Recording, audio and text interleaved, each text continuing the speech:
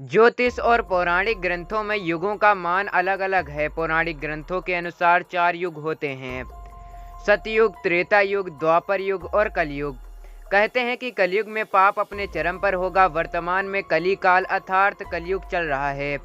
ग्रंथों में इस युग में क्या क्या होगा या क्या क्या घटेगा लिखा गया है। यहाँ तक कि ग्रंथों में यह भी लिखा गया है कि इस युग में जब कहीं भी प्रलय होगा तो सिर्फ हरि कीर्तन ही उसे बचाएगा।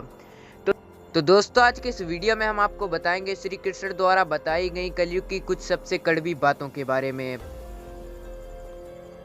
कलयुग का वर्णन करते हुए श्री कृष्ण कहते हैं कि कलयुग में ऐसे लोगों का राज्य होगा जो दोनों ओर से शोषण करेंगे। बोलेंगे कुछ और, कहेंगे कुछ, मन में कुछ और, कर्म में कुछ और। ऐसे ही लोगों का राज्य होगा। इसी प्रकार कलयुग में ऐसे लोग रहेंगे जो बड़े ज्ञानी और ध्यानी कहलाएंगे। वे ज्ञान की चर्चा तो करेंगे लेकिन उनके आचरण राजसी नहीं होंगे।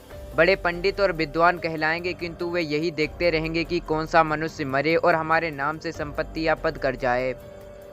कलयुग का मनुष्य शिशुपाल हो जाएगा। कलयुग में बालकों के लिए ममता के कारण इतना करेगा कि उन्हें अपने विकास का अवसर ही नहीं मिलेगा। मोह माया में ही घर बर्बाद हो जाएगा। अब किसी का बेटा घर छोड़कर साधु बनेगा तो हजारों व्यक्ति दर्शन करेंगे, किंतु यदि अपना बेटा साधु बनता होगा तो रोएंगे कि मेरे बेटे का क्या होगा।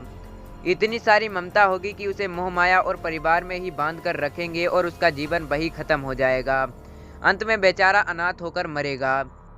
कलयुग में धनाढ्य लोग लड़के लड़की के विवाह में, मकान के उत्सव में, छोटे बड़े उत्सवों में तो लाखों रुपए खर्च कर देंगे, परंतु पड़ोस में ही यदि कोई भूखा प्यासा होगा तो यह नहीं देखेंगे कि उसका पेट भरा है या नहीं। उनका अपना ही सगा भूख से मर जाएगा और वो देखते रहेंगे। दूसरी ओर मौज मदिरा, मांस भक्षण, सुंदरता और व्यसन में पैसे उड़ा देंगे, किंतु किसी के 2 आंसू पोंछने में उनकी रुचि ना होगी। कलयुग में मानव का मन नीचे गिरेगा, उसका जीवन पतित होगा।